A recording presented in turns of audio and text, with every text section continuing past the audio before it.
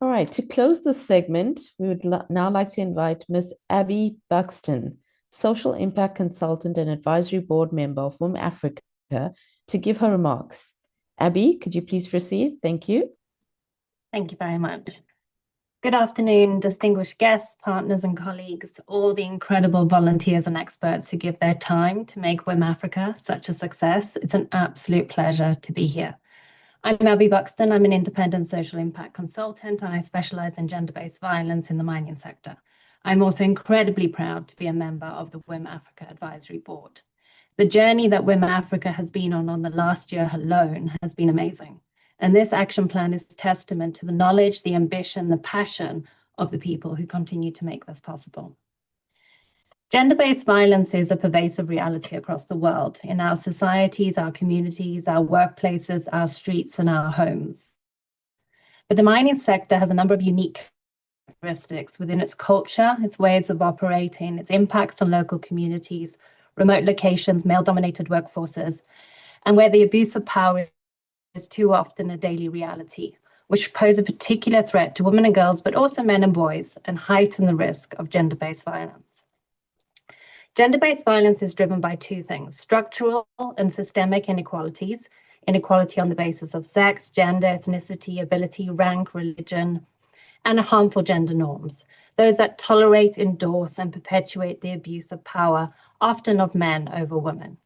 And what I love about the vision and planned impact of WiM-Africa is that it tackles both of these.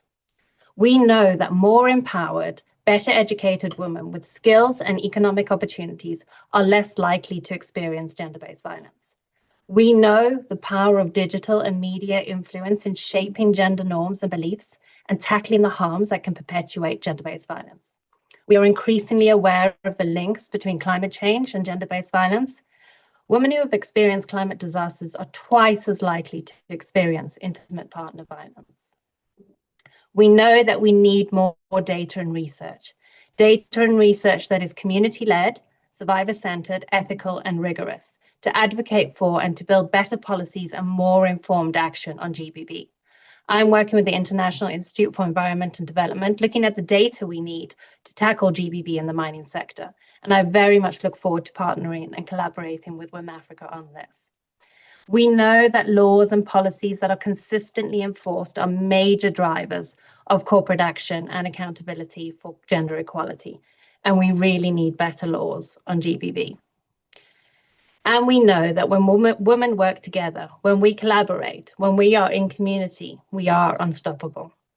And these objectives and targeted impacts are embedded across WiM-Africa's 7-point program agenda. And it's in the delivery model that WiM-Africa has real strength. GBV is context specific. The inequalities and norms that perpetuate GBV are unique to a society, a community, and sometimes even a household. WiM-Africa's national and community-based chapters work across those levels to ensure impact from the individual to the continental level. GBV is personal and it's highly intersectional. By giving voice to young, old, different education levels, different seniorities, large-scale miners, small-scale miners, artisanal miners, we will be better able to understand the perspectives and lived experiences of all these women across the sector and thereby take better action and design better policies. And GBV requires coordinated sector and country-wide action. The WiM-Africa platform, together with the 5 directorates, will see a level of coordination across strategy, programming, policy, communication, and operations that we've never seen before. Embedding GBV within each of these in big and small ways will have significant impact. WiM-Africa has my full support, and I look forward to engaging through knowledge sharing, partnership, collaboration, and advocacy for the work across this action plan. As an advisory board member, I would love to see all the partners and people on this call drive implementation of this agenda, and remember that even in small actions, we can have a huge impact. Thank you so much for your time. Thank you very much, Abbi. We really appreciate your output on gender-based violence.